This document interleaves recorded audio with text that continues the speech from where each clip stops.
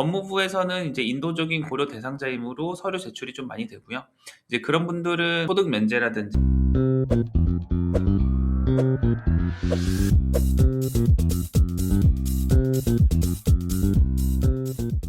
안녕하세요. K비자입니다. 저는 K비자 일본인 직원 케이코라고 합니다. 오늘도 F6 결혼비자 전담 이종호 실장님을 모시고 가장 많은 분들이 궁금하시는 질문들을 여쭤보도록 하겠습니다. 실장님, 요즘 F6 결혼비자 문의가 정말 많이 들어오고 있잖아요. 상담하시면서 신청자분들이 가장 많이 고민하시는 것은 무엇인가요? 요즘에는 보통 이제 혼인신고는 기본적으로 다 완료하신 상태에서 결혼비자 문의를 좀 많이 주시고 있고요. 결혼비자 문의를 주셨을 때 고객님들이 가장 많이 궁금해하신 게 첫 번째는 소득 요건에 대한 궁금증이 좀 가장 많으신 걸로 좀 확인이 되고 있습니다. 뭐 가장 중요한 게 그 한국인 배우자분의 전년도 소득 금액 증명, 이게 좀 가장 중요한 부분인 거고요. 그 법무부에서 기준된 2026년도 그 2인 가구 기준은 보통은 2,520만 원으로 2,520만 넘으시면은 큰 문제는 없습니다. 근데 이 전년도 소득 기준으로 보셔야 되는 거고, 그 국세청에 소득 신고된 금액 기준이기 때문에 2025년도 소득 금액 증명원을 발급받고 거기에 나와 있는 소득, 실제 소득이 2,520만 원만 넘는다고 하면은 보통은 문제 없고요.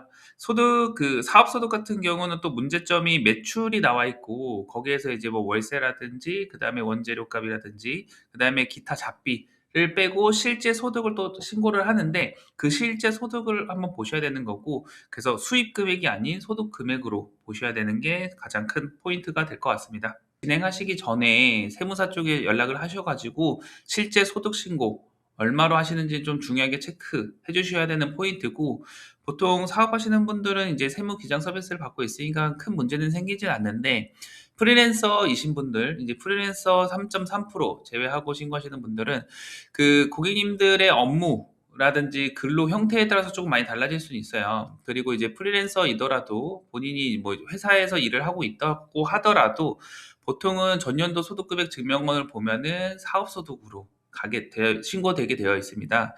그렇기 때문에 본인의 소득이 3천만 원, 4천만 원 이상이라고 알고 계시지만은 실제 소득 신고한 게 또 많이 낮아질 수가 있어요. 그렇기 때문에 그것도 뭐 회사라든지 아니면은 세무사 쪽에 전화를 하셔 가지고 한번 그거를 정확하게 확인을 해 보시는 게 가장 중요하고요. 보통 프리랜서 하시는 분들은 그 본인이 계약되어 있는 회사에 뭐 사업자 등록증이라든지 또 재직증명서, 근로계약서 뭐 이런 것들은 준비가 가능하시니까 보통은 문제가 없고요. 그다음에 이제 프리랜서이신데 그런 뭐 재직증명서라든지 그다음에 사업자 등록증을 못 받는 분들이 계세요. 그런 분들은 뭐 최대한 근로계약서라든지, 만약에 그것도 좀 어렵다, 입증 서류를 제출 못하는 사유에 대해서 좀 사유서 작성을 한 다음에 제출하고 심사를 받아보는 방향으로 좀 많이 권장을 드리고 있습니다. 이 소득적인 부분에서 그다음 문제가 이제 근로소득은 26년도 5월 초에 발급되는 게 맞아요. 근데 이제 사업소득이신 분들, 프리랜서 소득이신 분들은 모두 다 사업소득으로 들어가기 때문에 5월 달에 종합소득세 신고하고 그다음에 이번 연도 7월 초에 발급이 됩니다. 그래서 그 부분도 좀 잘 한번 체크를 해 보셔야 될 것 같고, 이 두 분의 요건에 따라서 준비 서류는 많이 달라지고요. 그다음에 배우자분의 그 국적과 접수하는 간서에 따라서 서류는 좀 천차만별로 많이 차이가 납니다. 그래서 이 부분을 좀 정확하게 확인하고 서류를 준비하셔야지 결혼비자 접수하셨을 때 반려라든지 불허 리스크는 좀 없게 진행을 하실 수가 있고요. 실제로 이제 그 고객님들이 좀 그 개인이 준비하셨던 사례가 있는데, 보통 이제 그 결혼 비자를 좀 많이 그 찾아보셨던 분들은 배우자분 본국에 있는 뭐 한국 대사관이라든지 영사관 홈페이지를 보면은 서류 안내는 다 나와 있습니다. 그래서 그분은 그 서류 안내문을 보고 다 준비를 하셨는데, 사실상 그 서류 안내문은 어떻게 보면은 그 모든 사람들에 통용되는 서류 안내인 거예요. 이제 그 두 분의 요건에 맞춰서 서류를 준비를 하셨어야 되는데 그게 아니었고, 그분은 이제 전체적으로 안내된 모든 서류를 준비하셔 가지고 접수를 제출했으나 그분은 이제 최종적으로 접수 반려가 안 하셨고 다시 이제 준비하셔서 다시 제출하셔라, 이런 안내를 받았기에 저희 쪽으로 연락을 한번 주셨고, 그분은 제가 이제 두 분 요건 구체적으로 검토를 하고 두 분 요건에 맞는 필수 서류만 좀 안내를 해 드렸고, 그분은 이제 뭐 큰 문제 없이 당연히 결혼 비자를 발급받으셨습니다.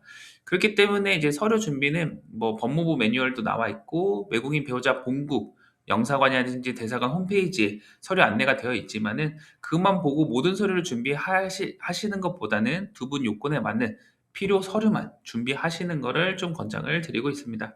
만약에 본인이 소득이 부족할 경우는 어떻게 해야 될까요? 네, 일단은 그 고객님들의 사정상 본인의 소득이 당연히 부족할 수는 있어요. 뭐 전년도 국세청에 소득 신고한 금액이 이제 2,520이 안 넘을 수도 있고 이런 분들은 저희가 어떻게 좀 체크를 해 드리냐면은 우선적으로 좀 자산을 확인하고요. 근데 이제 아무래도 자산으로만 입증하시기에는 많은 어려움이 있습니다. 자산으로 계산하실 때에는 보통 자산 금액에서 대출금 제외하고 5%만 좀 인정이 되고요.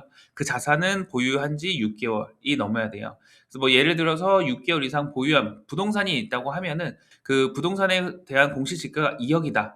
그리고 대출이 1억 있다. 하면은 2억에서 1억을 빼고 그다음에 1억에 대한 공시지가에서 5% 산정하면은 500만 원만 좀 입증이 가능합니다.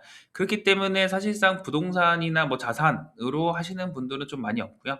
추가 보충 자료이지 자산으로만 하시기에는 좀 많은 어려움이 있고 그래서 자산과 그 고객님의 전년도 소득이 안 됐을 경우에는 예외적 소득 심사를 좀 안내를 해 드리고 있어요. 예외적 소득 심사 같은 경우는 이제 최근 1년 소득으로 최대한 이제 입증 자료 준비해서 난 최근 1년 소득을 발생시키고 있다. 그리고 이 최근 1년 소득이 법무부에서 고시한 2인 가구 기준 소득이 넘는다라고 좀 심사를 좀 도와드리고 있고 그게 이제 예외적 소득 심사이기 때문에 담당자마다 결과는 달라질 수 있어요. 그래서 그 결과가 달라지는 게 좀 무서우신 분들은 또 다른 방법을 안내를 해 드리는데 가장 안전한 방법은 아무래도 이제 부모님 소득을 활용하는 거고요. 부모님의 소득을 활용을 하려면은 일단은 원칙적으로는 그 한국인 배우자분이 부모님과 같이 실제로 합가하신 상태이셔야 되고 서류상으로도 등본에 전입신고가 되어 있어야 돼요.